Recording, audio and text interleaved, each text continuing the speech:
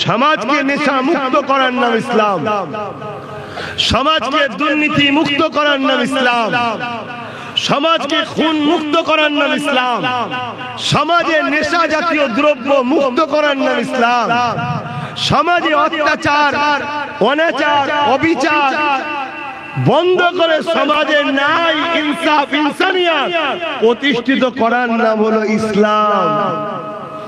অতএব মনে রাখবেন, হাক্কানি উলামাদের একটা নমুনা আপনাদেরকে বলে যায়। হাক্কানি উলামা তারা হবে সময়ের জালিম শাসক যাদের বিরুদ্ধে থাকবে। কি বললাম শুনলেন আপনারা? হাক্কানি উলামাদের একটা নমুনা হলো সময়ের জালিম শাসক তাদের বিরুদ্ধে থাকবে। এটা হলো হাক্কানি উলামাদের নমুনা। দাদা হুজুর পীর কেবলার সময় ছিল ব্রিটিশ হুকুমত, সময়ের শাসক ছিল ব্রিটিশ। দাদা হুজুরের বন্ধু ছিল না বিরোধী ছিল? জোরে বলে বিরুদ্ধে ছিল। মুজাহিদ আল-কাসানি ওই সময় ছিল হতভাগা আকবর, জালিম শাসক ছিল, মুজাহিদ আল-কাসানির বিরুদ্ধে ছিল।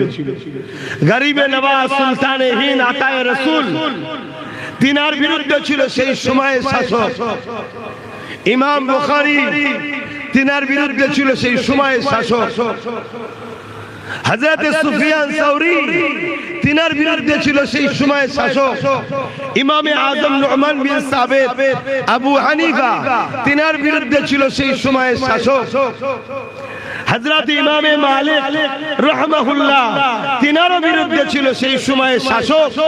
জালিম শাসকরা আলেমে হাক্কানিদের পক্ষে থাকতে পারে না, কারণ আলেমে হাক্কানি মদ নেশা জাতীয় দ্রব্যের বিরুদ্ধে, খুনের বিরুদ্ধে, রেপের বিরুদ্ধে, জুলুমের বিরুদ্ধে, চুরির বিরুদ্ধে, অত্যাচারের বিরুদ্ধে, লুটের বিরুদ্ধে, সমাজকে ইনসাফ ইনসানিয়ত নাই প্রতিষ্ঠিত করার পক্ষে থাকে উলামারা।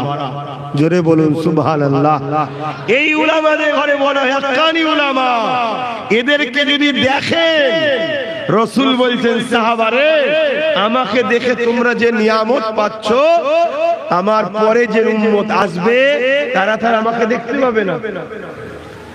আমি তো দুনিয়া থেকে ওফাত নেব, বেশক নবী হায়াতুন নবী আমাদের আকীদা, কিন্তু নবী ওয়াজ করছে আমরা শুনতে পাচ্ছি না। সাহাবারা যেমন শুনেছিল, তা হাক্কানি উলামারা যখন ওয়াজ করবে তাদের মুখের দিকে চেয়ে যারা নসিহত শুনবে, এ সাহাবা তোমরা আমাকে দেখে যে নিয়ামত পাচ্ছ, আল্লাহ তাদের আমলনামায় সেই নিয়ামত লিখবে। জোরে বলুন সুবহানাল্লাহ।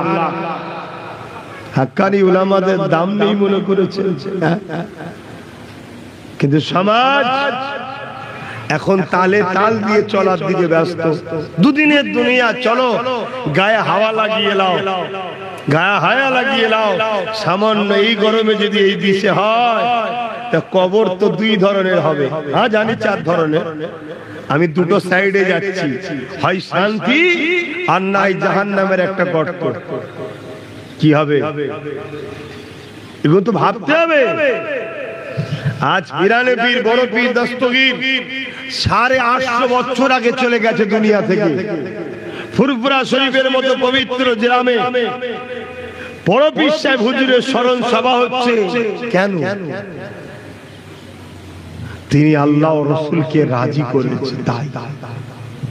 আর আমি তুমি চলে গেলে এক সপ্তাহ যাবে না, নিজের সন্তান ভুলে যাবে, নিজের সন্তান ভুলে যাবে।